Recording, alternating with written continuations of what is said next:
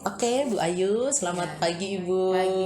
Iya, terima kasih ya Bu sudah meluangkan waktu untuk kita bisa sharing bersama Iya, ini Bu. Jadi kita mau ngobrol-ngobrol tentang dilema etika dan bujukan moral ya Bu. Bagaimana Ibu sebagai kepala sekolah selama ini menghadapi kasus-kasus yang kaitannya dengan dilema etika Bu. Pasti kan bikin galau banget untuk memutuskan ya Bu. Nah itu yang mau kita kita obrolkan pada iya. hari ini ya Bu. Nah yang pertama nih Bu, bagaimana Ibu sebagai kepala sekolah mengidentifikasi sebuah kasus, apakah itu masuk ke kategori dilema etika atau hanya bujukan moral Bu? Sebenarnya sih kalau apakah itu dilema etika atau bujukan moral, apakah ada aturan yang dilanggar di situ? Oke, Apa di dalam satu kasus ya, apakah ya, ada aturan yang dilanggar? Atau memang kasus tersebut misalnya didapat dari wali kelas atau dari guru BK, kan sudah melalui proses kan.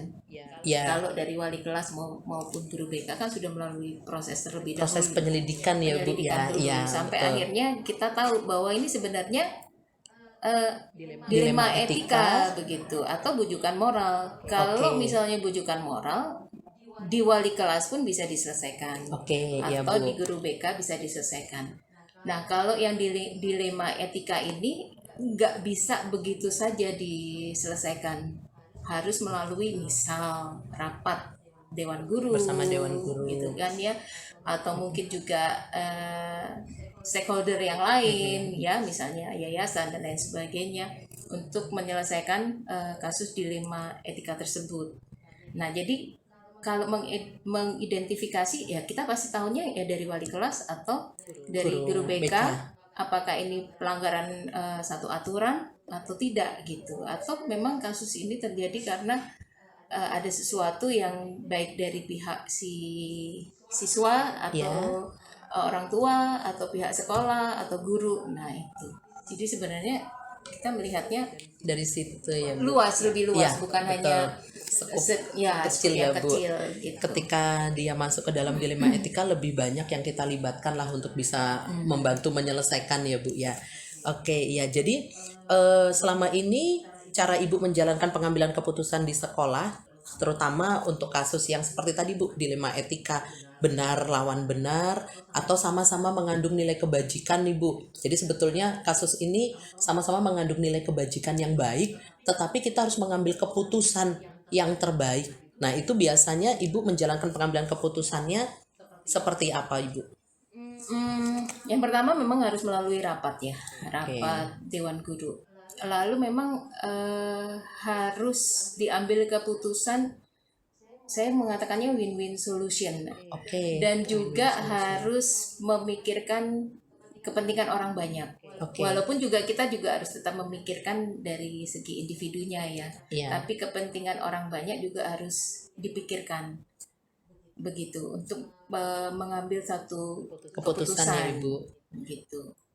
Oke, ya Bu. Dan itu pasti bukan sesuatu yang mudah ya Bu. Berat banget ya Bu. Iya, betul.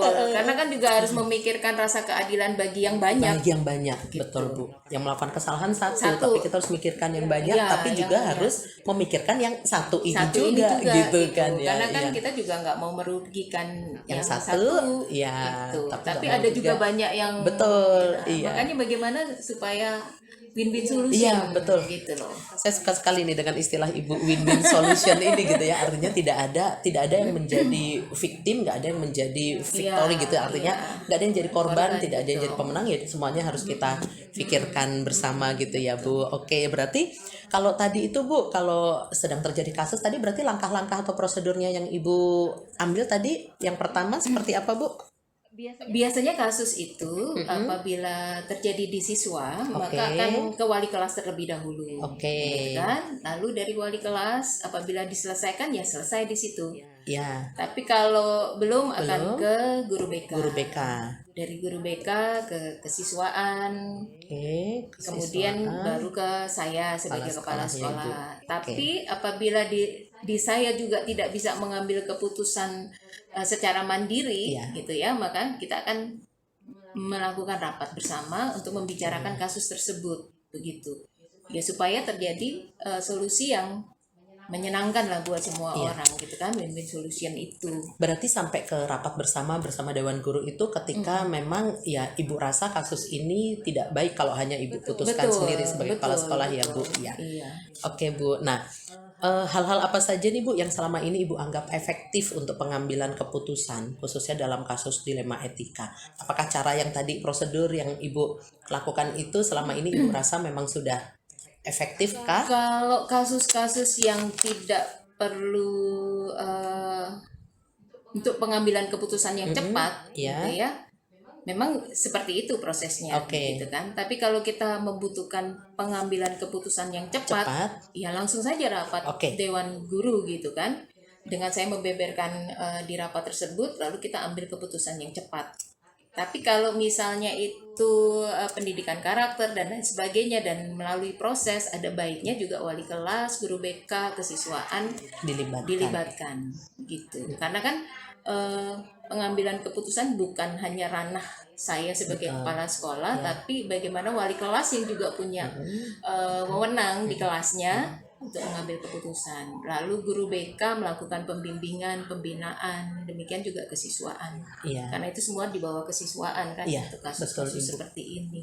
Dan kolaborasi yang baik dari semua peran tadi ini ya memang luar biasa ya Bu. Ditambah lagi komunikasi kita ke orang tua mungkin ya, kalau kasusnya berkaitan dengan anak kan ya orang tua tetap utama lah yang kita libatkan orang ya. Tua, gitu. Betul, oke.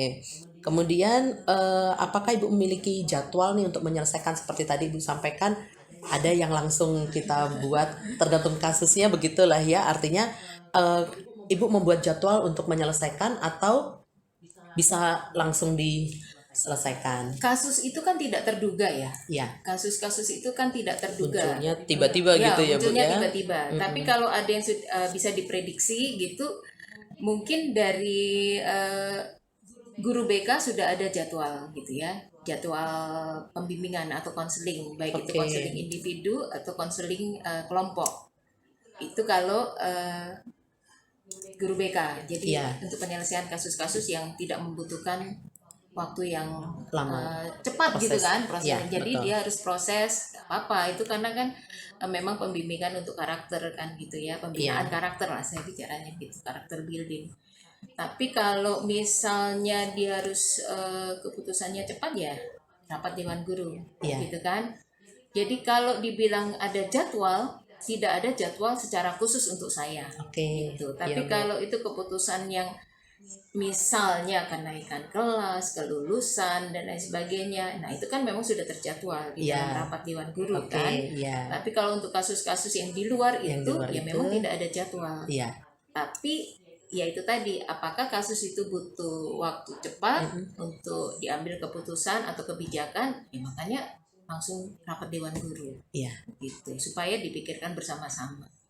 Oke, baik Ibu. Jadi jelas sekali ya Bu, maksudnya ada hal-hal yang memang terjadwal kalau yang dia sifatnya memang rutinitas gitu ya, tapi untuk kondisi-kondisi yang terjadinya tiba-tiba ya tidak ada jadwal secara resminya, tetapi Ibu sebagai kepala sekolah Ibu harus cepat juga berpikirnya nih, apalagi kalau itu kasusnya masalah yang menyangkut banyak hal ya Bu, semakin lama nanti semakin ruwet nih nanti gitu kan ya.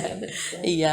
Oke, baik Bu. Kemudian yang berikutnya nih Bu, tadi kan Ibu sudah sharingkan ada BK, ada kesiswaan, ada orang tua gitu kan.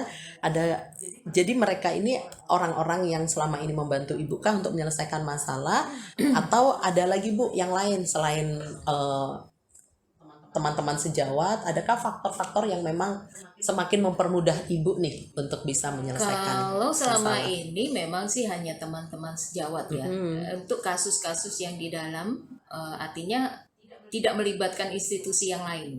Ya, misalnya kalau siswa melakukan pencurian atau ada kasus dengan lembaga yang lain, itu di SMP jarang terjadi atau tidak pernah, belum pernah terjadi. Begitu. Jadi kalau boleh dibilang orang-orang atau teman-teman sejawat memang membantu untuk proses penyelesaian di unit ini. Iya. Tapi bisa juga karena ini melibatkan unit yang lain, bisa saja diselesaikan di tingkat yang lebih tinggi selain unit SMP, begitu ya. Apakah dibicarakan dengan pimpinan di atas saya, atau dengan yayasan, begitu. Ya. Nah, apa nih Bu tantangannya selama ini?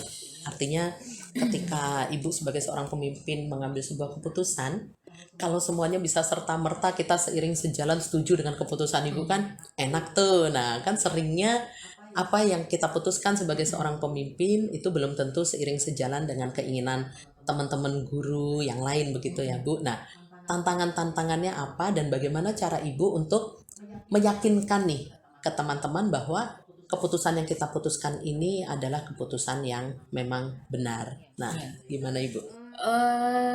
Kami kan, saya dengan teman-teman atau guru-guru ini satu tim, ya, satu tim. Jadi apapun yang kami putuskan itu berarti keputusan bersama. Kalau tantangan tetap ada, gitu ya. Artinya ketika keputusan itu sudah disepakati, tetap saja ada yang mungkin tidak setuju dengan keputusan tersebut, tapi tidak pernah disampaikan, misalnya dalam rapat dan lain sebagainya, nggak berani menyampaikan, tapi bicara di luar. Nah, saya sudah menekankan kepada teman-teman, apa yang kita bicarakan di rapat itu keputusan bersama. Mau berantem ya berantemlah di rapat ini, keluar pintu tidak dibicarakan lagi. Nah, jadi kalau tantangannya ya pasti dari pihak orang tua mungkin ada juga yang nggak puas dengan keputusan atau kebijakan yang diambil. Mungkin juga dari yayasan tidak puas dengan kebijakan tersebut. Hanya karena kita sudah bicara, kita satu tim, maka hanya ada satu suara. Apabila itu sudah diputuskan bersama, gitu. Jadi tidak ada suara-suara yang lain di luar keputusan yang sudah dibuat atau kebijakan yang sudah dibuat. Gitu. Oke, Ibu, berarti ya itu cara Ibu untuk mengingatkan ke teman-teman ya Bu, supaya ya apa yang kita putuskan itulah juga yang kita akhirnya suarakan ke anak-anak dan ke orang tua, dan istilahnya dari Ibu kemudian wakil guru-guru yang lain itu kita satu suara yang kita infokan ya Bu. Karena benar sekali dalam satu institusi kalau informasinya yang satu A yang satu B kan orang nanti juga jadi bingung begitu ya Bu ya. Nah, oke, baik Ibu. Jadi dari semua obrolan kita ini apa yang bisa Ibu tarik satu kesimpulannya Ibu dalam proses pengambilan keputusan ya Bu? Proses pengambilan keputusan, kalau misalnya itu namanya kasus dilema etika, itu adalah keputusan yang paling berat dan keputusan yang dampaknya bukan hanya bagi si pengambil kebijakan atau keputusan, tapi juga bagi si yang bersangkutan. Karena itu dilema yang berat menurut saya. Karena kan kita mengatakan ini benar, tapi pihak lain belum tentu mengatakan itu benar, atau pihak lain mengatakan benar, kita mengatakan itu salah. Nah, itu yang paling berat. Nah, itu. Jadi dari kesimpulan ini, kasus untuk mengambil kebijakan di dalam dilema etika itu yang paling berat. Karena itu bersangkutan dengan moral, bahkan mungkin bersangkutan dengan masa depan seseorang, atau apapun yang kita ambil kebijakan itu pasti ada dampaknya. Betul. Nah, itu yang paling berat, gitu. Jadi kesimpulannya, untuk mengambil kebijakan dilema etika tidak mudah. itu yang paling intinya ya Bu gitu. Dan artinya dari sharing kita bersama tadi, rupanya ya tadi itu duduk bersama, berpikir bersama, memutuskan bersama, itulah menjadi solusi terbaiknya ya Bu gitu. Kalau nggak kita bawa duduk bersama, nanti kepala sekolahnya stres nih gitu kan, semuanya ditampung sendiri, diputuskan sendiri gitu kan. Iya betul. Oke Ibu, terima kasih banyak atas sharing-sharingnya, dan semangat selalu ke depan. Tantangan jelas semakin gitu kan. tetap jaga kesehatan Oke. supaya ke depan juga tetap bisa menjadi pemimpin, bukan hanya pemimpin dalam pembelajaran tapi terlebih lagi kepala sekolah kan pemimpinnya sekolah, begitulah ya, banyak hal yang harus dipikirkan. Mudah-mudahan semuanya bisa seiring sejalan, saling bekerja sama dengan baik gitu. Dan satu tujuan kita ya Ibu, kita rindu anak-anak kita itu bahagia, artinya mereka belajar di sekolah itu nyaman dengan situasi lingkungan yang kondusif, Bapak Ibu guru juga yang ramah, yang tidak menakutkan untuk mereka gitu kan ya. Jadi memang pendidikan harus kembali ke berpihak kepada murid gitu. Pihak pada anak. Iya, begitu Ibu Ayu. Terima Iya, kasih makasih. banyak untuk waktunya. Terima Tuhan kasih. berkati. Amin. Terima kasih. Ya.